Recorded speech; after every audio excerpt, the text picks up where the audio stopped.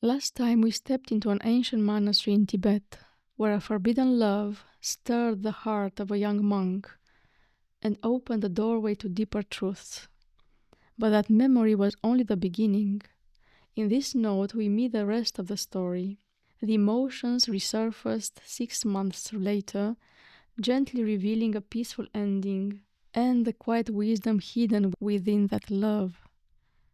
Welcome to the ninth note from the Diary of an Inner Explorer. I'm Adela Ciurea, and together we'll discover how love, when understood through the soul's eyes, turns into wisdom.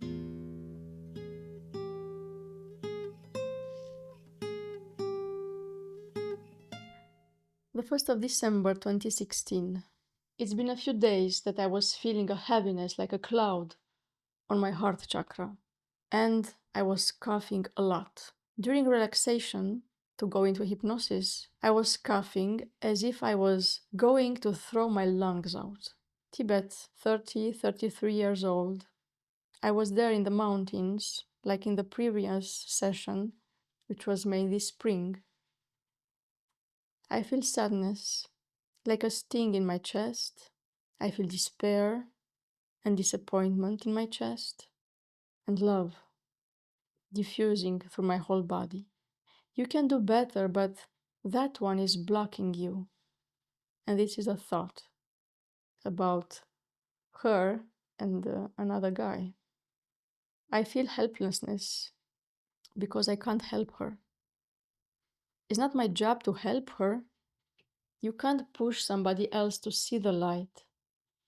You only have to show it.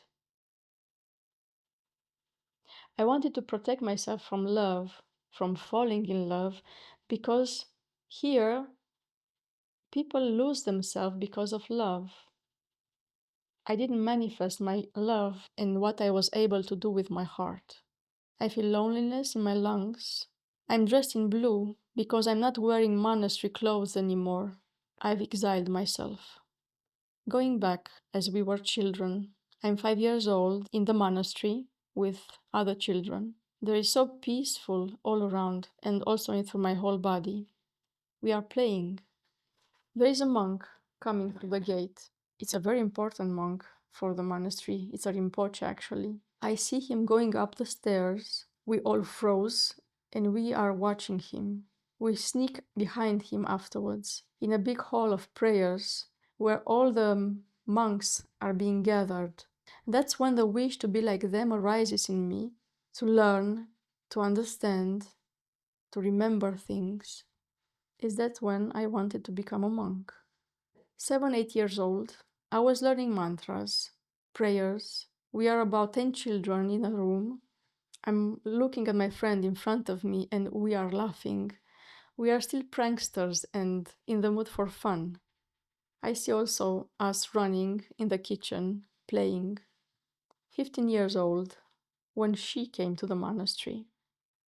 It is a mixed monastery. I see other women there too. It is a special and official moment. Everybody is gathered. This girl is special. She was brought here to learn and she was expected. I felt a strong connection to her. I felt that I'm going to help her. She passed all the tests. We are all seated in the hall by the ranks. In the middle there is Rinpoche, and then at his left and right, by order, by rank and age, the other monks. 20 years old, we are looking from above with my friend in the courtyard, where she is playing and running with somebody. She has made a friend. My friend told me that I have to keep an eye on her. They knew already what was going to happen, and everything that we can do was to support her. But how can one change the world or someone? We are so helpless. One should be like a lighthouse. He who wants light will see it. I see myself as a lighthouse, alone in the middle of the ocean. And I realized how the light helped the ships to find their home, to find their way. if they wanted to go into the harbor that I was pointing out. You need only to be light. Even a stone exists, but it doesn't change the world. Well, yes, it does. It changes, it influences also. You can trip on a stone. A stone can draw your attention. It can even point to you a way, a direction. Even a little stone can change the world. It has its own purpose. And me too, I have my own purpose, my own role, just because I am.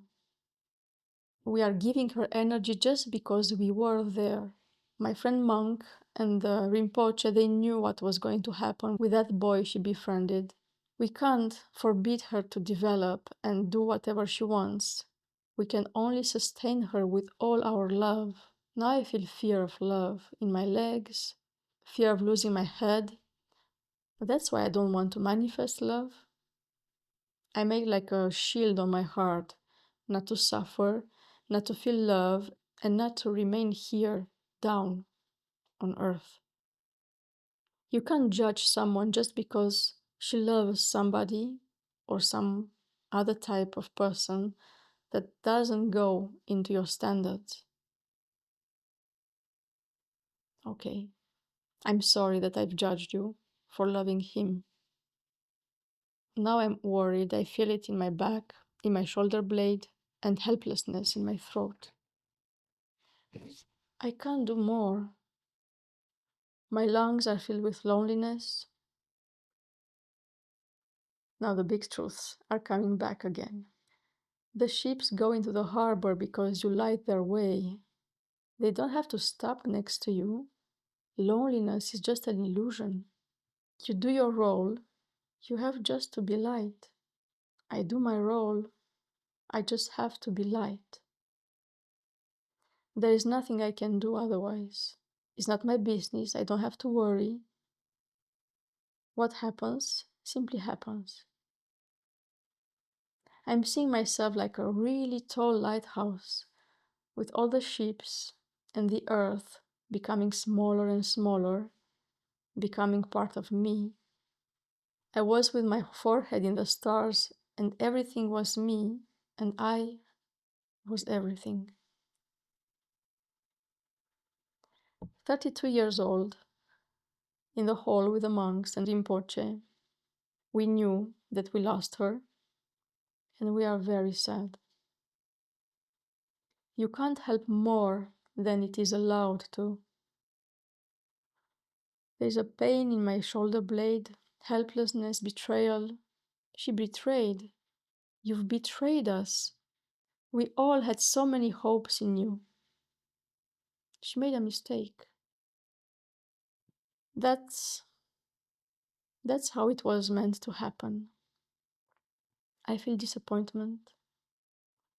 I withdraw my promise to be there and support you. This is where I make things right. No promise. I saw that touch on the cheek.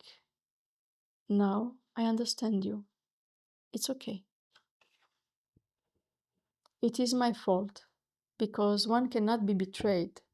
Nobody can betray you and take advantage of you if you don't allow it. It was my fault because I didn't have vigilance either.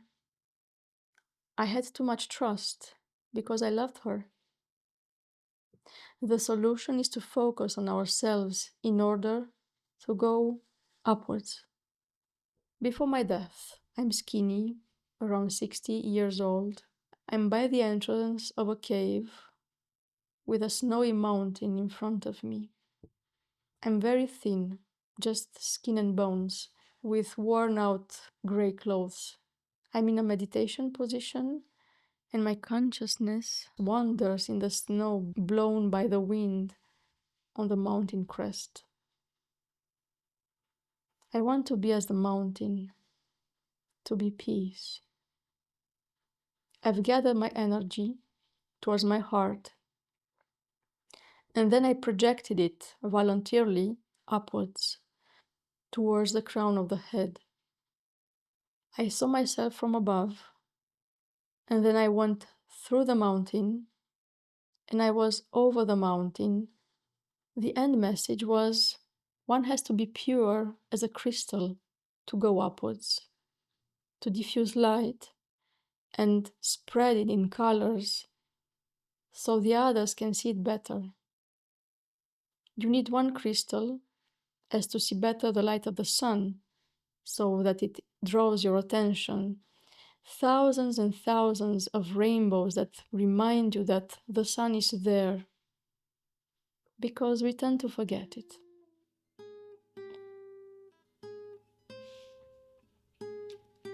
This story returned to me, to my consciousness, 9 years ago, one full life cycle ago. And if you could see through the spiral of life, you would know that the doors of perception opened again for me in 2025, offering a similar but far deeper memory and experience, one that will be shared when the time is right. Uncovering the Tibetan monk's story was a turning point for me in 2016. It reminded me then, as it does today, how pure love can manifest in this 3D world through our physical senses, how our emotions and feelings can be alchemized into higher perceptions that create a higher good, and how, when lifted to a spiritual level, true and pure love can transform into wisdom and into inner peace.